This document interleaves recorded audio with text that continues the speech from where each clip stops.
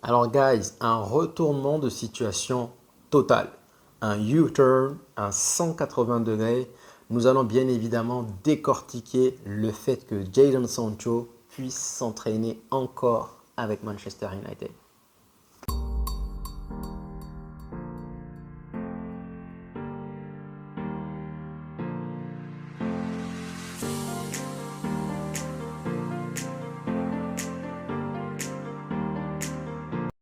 Alors guys, déjà pour commencer, je tiens à vous dire toutes mes excuses, mea culpa, ma bad.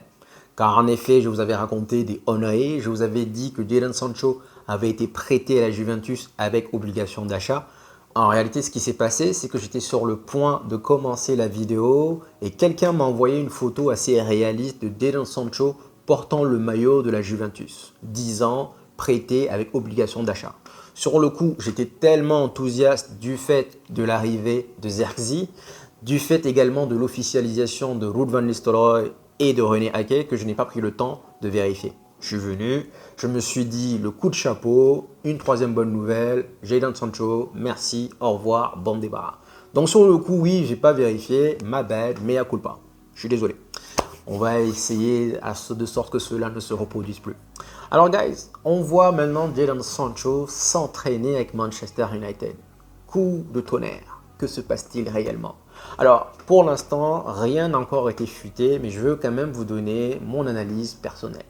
Selon moi, c'est Dan Ashworth qui les a réunis tous les deux, Ten Hag et Jadon Sancho, en leur disant que nous devons trouver une solution. Il semblerait que Jadon Sancho soit arrivé en retard vis-à-vis de sa finale qu'il ait jouée contre le Real. Donc c'est la raison pour laquelle il a eu quelques jours supplémentaires. C'est pas une histoire de il boudait ou autre. Il a eu des jours supplémentaires du fait que lui, il a joué la finale de la Ligue des Champions. Donc du coup, il a un temps de repos plus court que les autres. Donc pour moi, c'est bien, bel et bien donc Ashworth qui les a réunis et qui a dit il faut trouver une solution. Alors maintenant, il y a plusieurs façons de voir les choses. Déjà, nous avons appris qu'Ineos a dit que plus jamais nous allons prêter un joueur et nous allons couvrir son salaire. C'est-à-dire soit à moitié. L'année dernière, on a prêté Jadon Sancho à Dortmund et derrière, on payait quand même 70% de son salaire. Dortmund payait que 30%. Et donc là, Ineos veut partir donc sous un nouvel angle et souhaiterait ne plus jamais couvrir le salaire du joueur. Donc déjà, je me dis que ça, c'est un fait important. Personne, ni la Juventus, ni aucun autre club ne peut se permettre aujourd'hui d'avoir un Jadon Sancho et payer la totalité de son salaire. C'est pas possible. On parle tout de même de 350 000 livres. Conclusion, je pense que ça, c'est le premier aspect qu'il faut prendre en compte.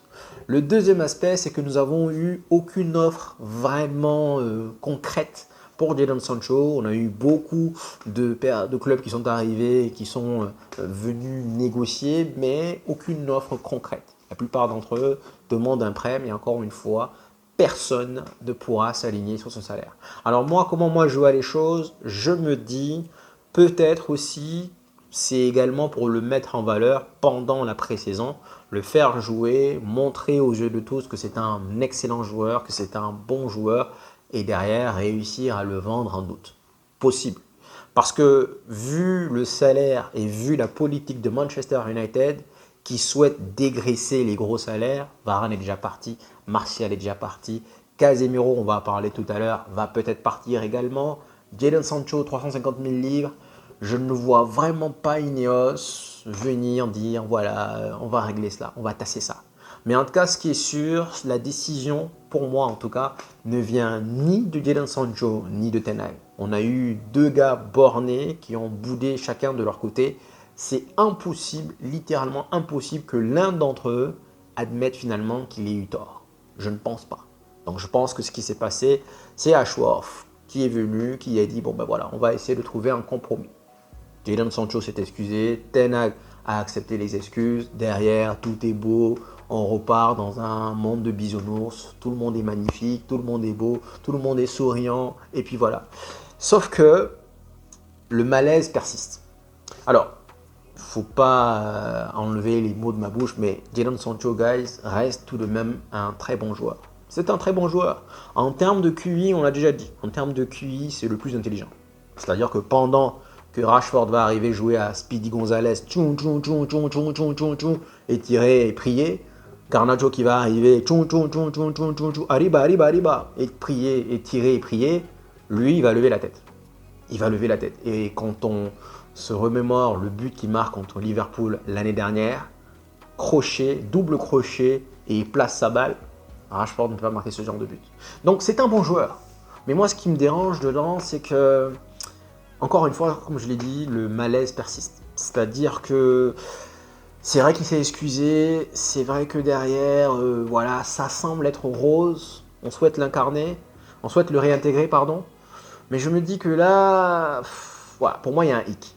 Et surtout que là, pour moi, là, je voyais, désolé de vous le dire, mais moi, je voyais une ouverture importante pour Amad Diallo. Le fait que là, Jadon Sancho revienne, ça me cause un peu problématique.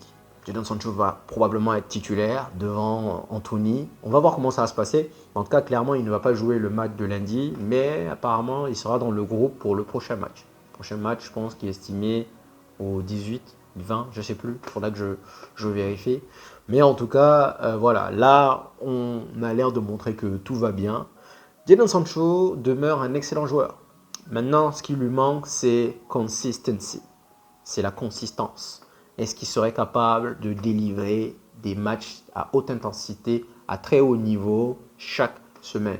Est-ce qu'il serait capable de redescendre, venir aider son latéral? Il y a plusieurs facteurs qui font que derrière, voilà, maintenant, Ten Hag a dû, on l'a déjà dit, mais Ten Hag a dû faire face à tous ces événements. Aujourd'hui, tout ce poids lui a été ôté. C'est Dan Ashworth et donc Wilcox qui vont s'en occuper. Clairement que derrière, on a dû dire à Jadon Sancho, bah écoute, si jamais tu restais, c'était également ta dernière chance. On lui a un peu tiré les oreilles, certainement, parce qu'il n'a pas de point de chute. C'est ça en réalité. C'est que ce qui me dérange, ce n'est pas le fait qu'il reste, c'est le fait qu'il reste parce qu'il n'a pas de point de chute. C'est ça qui me dérange. C'est pas comme si genre on a décidé de se dire que allez, Jadon Sancho, c'est un excellent joueur, nous allons le garder, on va remettre les choses dans l'ordre. On remet les choses dans l'ordre parce que justement, on refuse le fait de participer à son salaire. Et ça, c'est quelque chose, encore une fois, la raison pour laquelle il reste, moi personnellement, ça me dérange. Donc encore une fois, comme je dis, possible que là, il reste définitivement, possible encore que c'est pour le mettre en valeur. Et derrière, montrer aux autres clubs qu'il y a un bon joueur, venez le chercher, nous le vendons, nous le liquidons, 30 millions, 35 millions. C'est également possible. La bombe du jour nous apprend aujourd'hui qu'Evan Toney est en train de mettre la pression sur son club Brentford pour arriver à Manchester United coûte que coûte. Seulement, il y a un petit bémol, un petit hic. C'est que cette bombe provient de Christian Falk. La dernière fois, je vous avais dit que Christian Falk était un journaliste assez réputé, assez respecté en ce qui concerne le Bayern, la Bundesliga et la sélection allemande. De la même manière, David Ornstein est respecté, réputé en ce qui concerne la Première Ligue, l'équipe d'Angleterre. Et enfin, Di Marzio pour l'Italie. C'est ce que je vous avais dit. Donc aujourd'hui, je trouve ça inconcevable qu'une nouvelle de ce genre puisse quitter, traverser l'Angleterre, atterrir en Allemagne sans que David Ornstein ne puisse dire le moindre mot là-dessus. Donc pour moi, c'est complètement du pipeau. Alors guys, généralement, quand vous avez ce genre de rumeur, il y a 5 alternatives. La première, c'est que c'est complètement faux. C'est peut-être un journaliste qui veut se faire un nom et qui nous écrit ce qu'il a à nous raconter. La deuxième, c'est que c'est vrai. La troisième, c'est que c'est l'agent du joueur qui essaye d'utiliser le nom de Manchester United pour attirer la convoitise des autres clubs.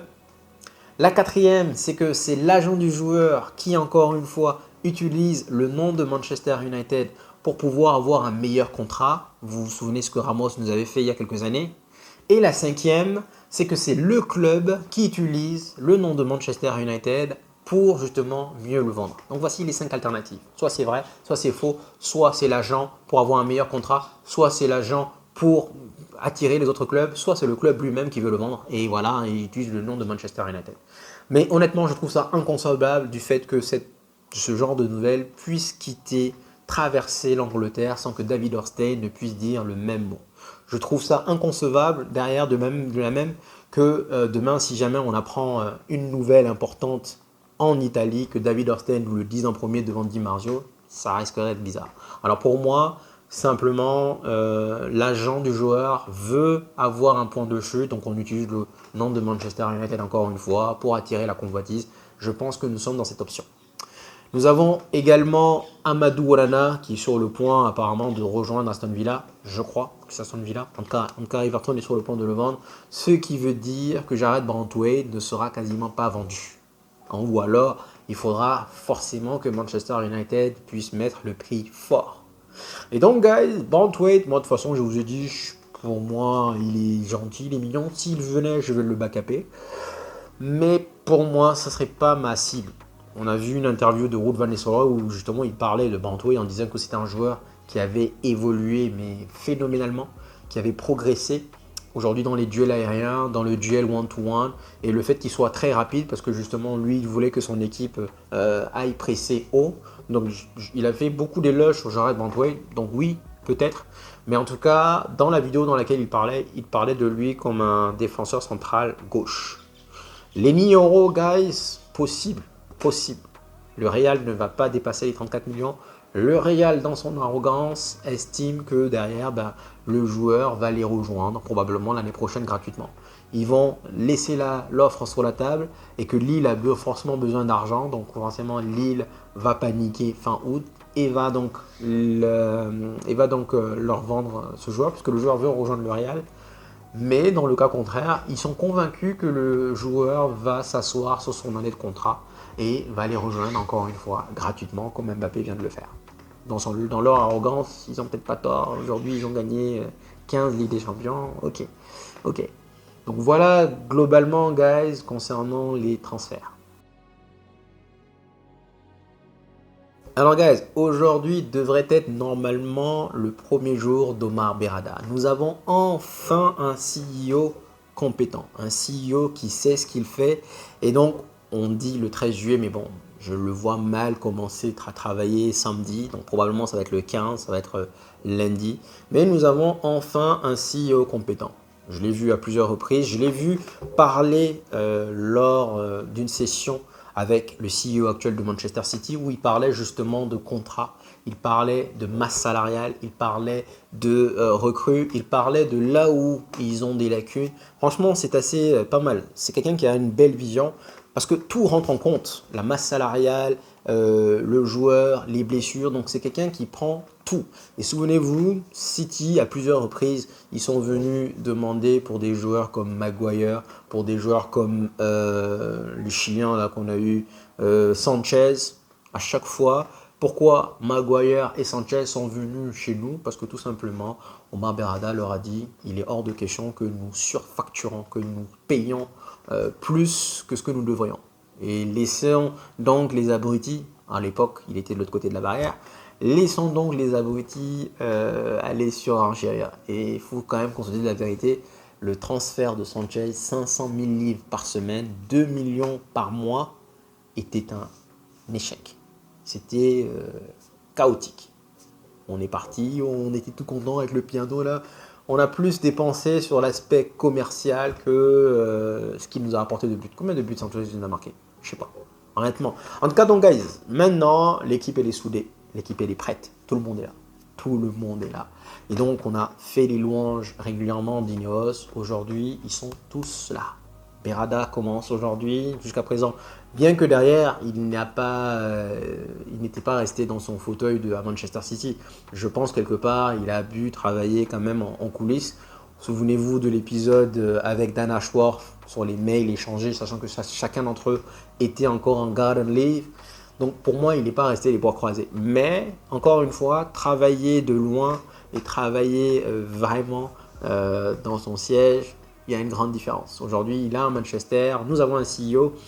Et souvenez-vous, il y a un point important aussi que j'aimerais mentionner, c'est qu'il était pressenti dans le départ du CEO actuel de Manchester City. Il était pressenti pour être le nouveau CEO. City nous a fait comprendre qu'en gros, oui, c'est pas grave, mais ils l'ont eu mauvaise. Ils l'ont eu très très mauvaise. On leur a fait ça à l'envers. Et là, encore une fois, guys, il faut souligner Ineos parce que aller chercher quelqu'un qui est à City ou aller chercher quelqu'un qui est à Newcastle, qui généralement gagne de beaux contrats, puisque City c'est Abu Dhabi, Newcastle c'est l'Arabie Saoudite, donc généralement ils ont de beaux salaires, ils sont considérés comme les futurs, voilà. Donc on allait les chercher là-bas. Et même Zerxi, à la base, il devait aller à Milan. Maintenant, la seule raison peut-être encore une fois pour laquelle Zerxi n'est pas allé à Milan, c'est parce que c'est par rapport aux clauses que l'agent Joshua Chian là réclamait. Maintenant, on les a quand même hijack. Donc je souligne quand même cet aspect parce que Ineos va chercher des personnes compétentes dans leur domaine et qui sont déjà installées. C'est ça qu'il faut. Qui sont déjà installés, qui sont déjà dans leur poste, qui sont déjà bien payés. Donc c'est pas une question d'argent, c'est juste que guys, Manchester United, c'est vendeur. Manchester United, c'est vendeur. Apparemment également, il va avoir un match amical. J'ai vu Valencia nous faire une espèce d'interview en nous disant qu'il était pressé de revenir à Old Trafford jouer. Je crois que ce sera un match entre Manchester United et Liverpool. Bon, j'ai pas beaucoup de notions dessus parce que j'ai survolé l'article. Je n'ai pas fait attention là-dessus. Et donc demain, guys, ce sera la finale de l'Euro, l'Angleterre contre l'Espagne. Juan Mata a un rôle assez décisif. Apparemment, il sera en même temps, il a passé sa carrière en Angleterre et il est espagnol. Donc apparemment, je pense qu'il sera un invité de ITV, je crois. Et donc, avec tout ça, je pense que, guys, nous avons fait le tour. Encore une fois, il y a toujours quelque chose que j'ai envie de vous dire. Ça arrive souvent, vous voyez, il y a toujours quelque chose que j'ai envie de vous dire, mais derrière, voilà. Généralement, on dit que quand vous avez quelque chose à dire et que vous n'arrivez pas à le dire, c'est que peut-être qu'au final, c'est pas si important que ça. En tout cas, guys, je pense que j'ai fait le tour. Dites-moi en commentaire si vous estimez que j'ai oublié quelque chose. Encore une fois, un grand mea culpa pour Jadon Sancho. Sincèrement, j'ai pas vérifié. Je prends le blâme. Dites ce que vous voulez, vous avez raison. J'encaisse. Donc oui, j'avais pas vérifié, j'étais content. Pour moi, Jadon Sancho, guys, devait partir. Il devait partir. Il reste. Je souligne le fait que ce soit un très bon joueur. C'est un joueur qui a un QI. C'est un excellent joueur, c'est un joueur collectif, mais comportement de truc, même si tu as un différent avec le manager, nous fans on n'a rien fait. Donc à un moment donné, on avait un trou béant à l'aile droite, il n'y avait personne. Anthony était parti pour régler ses affaires au Brésil, il n'y avait personne. On faisait jouer parfois Bruno là-bas, tout simplement parce que monsieur, voilà. Bref, pour moi il devait partir. Donc, ça c'est mon opinion. Maintenant il reste, redistribuons les cartes. Ça me plaît pas. Mais bon, on va voir ce que ça va donner. Donc guys, merci infiniment d'être venu jusqu'ici. Comme d'habitude, vous connaissez la musique. Merci encore. Prenez soin de vous, prenez soin de vos familles. Et je vous dis à la prochaine. Ciao, ciao.